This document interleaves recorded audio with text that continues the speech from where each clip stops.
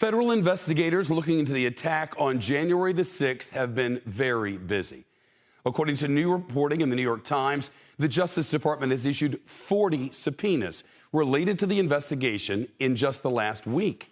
They're seeking information about the former president's actions before, during, and after January 6th. The Times reports Dan Scavino is among those who received a subpoena.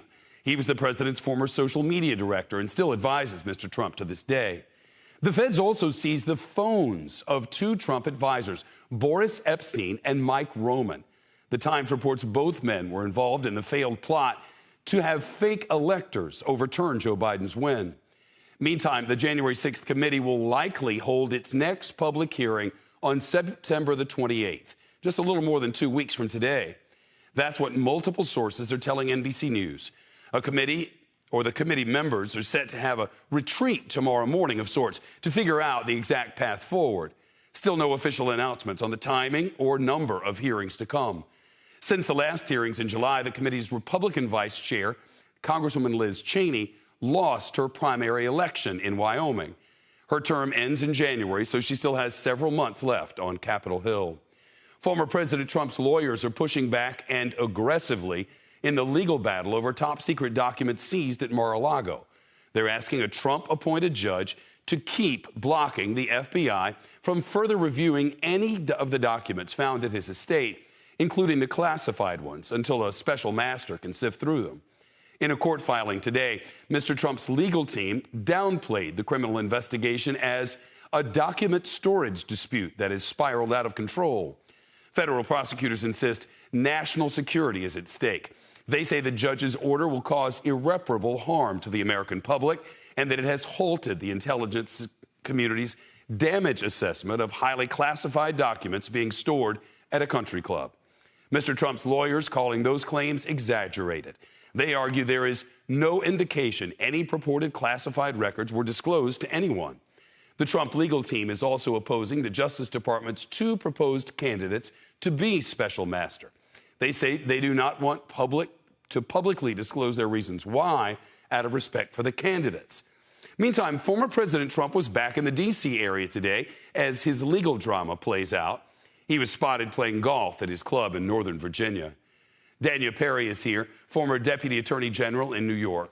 Danya, thanks so much. The Justice Department argues this is a matter of national security over top-secret documents. The Trump team says they haven't proven that. What do you make of this filing?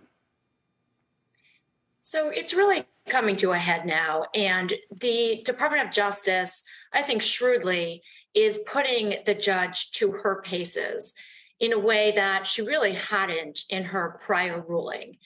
Remember, the judge had ruled that the review, the criminal investigative review of all of the thousands of documents that have been seized needs to be halted pending the appointment and review by a special master.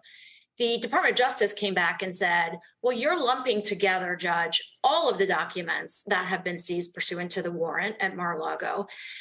She mainly described the personal documents, including medical records, accounting records, clothing, and the like, and attorney-client privilege records. And she kind of mashed that all together with classified records.